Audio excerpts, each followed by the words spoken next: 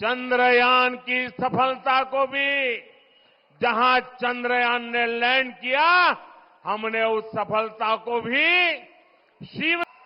ऐसा शिवाजी पार्क जहां से इंडी अलायंस ने अपनी घोषणा पत्र जाहिर किया, शक्ति को खत्म करने के लिए किया है।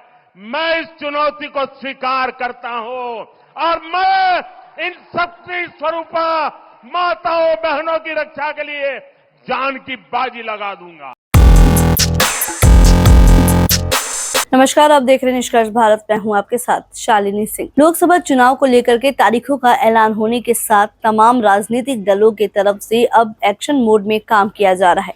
इसी कड़ी में पीएम मोदी ने विपक्षी गठबंधन इंडी पर निशाना साधा है।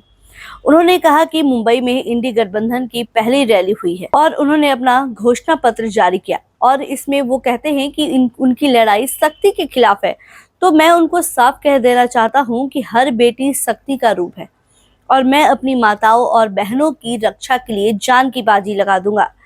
पीएम मोदी ने कहा कि एक ओर शक्ति के विनाश की बात करने वाले लोग हैं और दूसरी ओर शक्ति की पूजा करने वाले लोग हैं।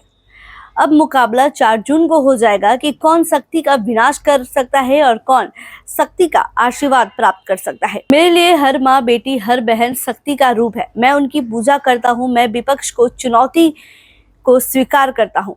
उनके लिए मैं जान की बाजी लगा दूंगा। सबसे पहले प्रधानमंत्री को सुने। अभी कल मुंबई में इंडी अलायंस की रैली थी और चुनाव घोषित होने के बाद इंडी अलायंस की ये पहली और उनके लिए सबसे महत्वपूर्ण रैली थी। उस रैली में उन्होंने अपना घोषणा पत्र जाहिर किया और उनके पहले घोषणा पत्र का ऐलान क्या है?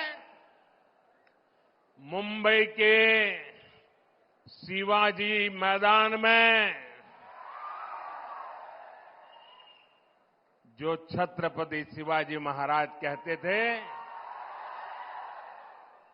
जब एक औरत को उठा करके लाए तो उन्होंने कहा, काश अगर तुम मेरी मां होती तो मैं भी तेरे जैसा सुंदर होता। ऐसा शिवाजी पार्क जहां से इंडी अलायंस ने अपनी घोषणा पत्र जाहिर किया और उन्होंने कहा है कि उनकी लड़ाई शक्ति के खिलाफ है। मेरे लिए हर मां शक्ति का रूप है, हर बेटी शक्ति का रूप है और मेरी इन माताओं बहनों की तरफ से, माताओं बहनों, आपको मैं शक्ति के रूप में पूजा करता हूं। मैं भारत मां का पुजारी हूं। मैं आप शक्ति स्वरूपा सब माता बहन बेटियों का भी पुजारी हूं और जिन्होंने कल शिवाजी पार्क में इंडी अलायंस ने अपना घोषणा पत्र शक्ति को खत्म करने के लिए किया है, मैं इस चुनौती को स्वीकार करता हूं और मैं इन शक्ति स्वरूपा माताओं बहनों की रक्षा के लिए जान की बाजी लगा दूंगा, जीवन खपा दूंगा।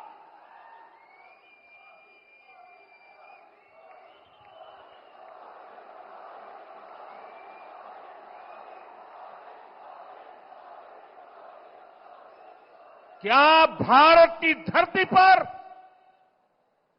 कोई शक्ति के विनाश की बात कर सकता है क्या?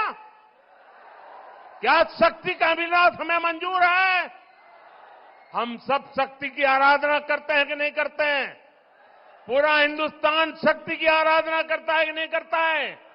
अरे हमने तो चंद्रयान की सफलता को भी किसको समर्पित किया?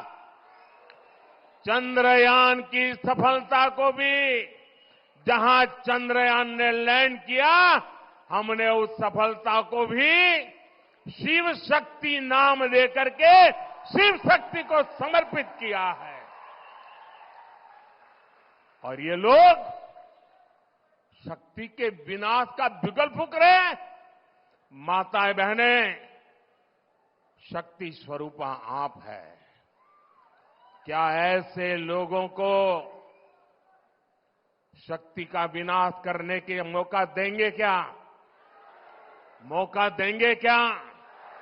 शक्ति का विनाश करने वालों का विनाश होना चाहिए कि नहीं होना चाहिए? शक्ति स्वरूपा माताओं की रक्षा होनी चाहिए कि नहीं होनी चाहिए? शक्ति के संस्कार की रक्षा होनी चाहिए कि नहीं होनी चाहिए? और इसलिए भाइयों बहनों, इंडिया अलायंस ने कल अपनी घोषणा जाहिर कर दी है। घोषणा पत्र उनका जाहिर हो गया है और इसलिए लड़ाई एक तरफ शक्ति के विनाश के लोग करने वाले लोग हैं, दूसरी तरफ शक्ति की पूजा करने वाले लोग हैं।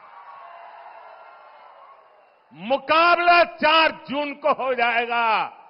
कौन शक्ति का विनाश कर सकता है और कौन शक्ति के आशीर्वाद प्राप्त कर सकता है, इसका मुकाबला 4 जून को हो जाएगा।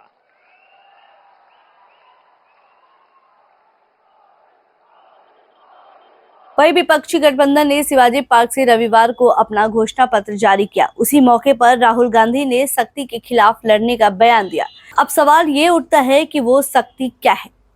जैसे किसी ने यहाँ कहा हो कि राजा की आत्मा ईवीएम में है। सही है, राजा की आत्मा ईवीएम में ही है। हिंदुस्तान की हर संस्था में है, ईडी में है, सीबीआई में है, इनकम टैक्स डिपार्टमेंट में है। खैर, आपको क्या लगता है इस राजनीतिक दलों में जिस तरीके से पलटवार किया जा रहा है, आगे लोकसभा चुनाव में किसकी जीत होती है? हमें कमेंट बॉक्स में जरूर बताएं। ऐसे ही तमाम खबरों के लिए बने रहे हमारे साथ और देखते रहे निष्कर्ष भारत। खबर हमारी, निष्कर्ष आपका। धन्यवाद।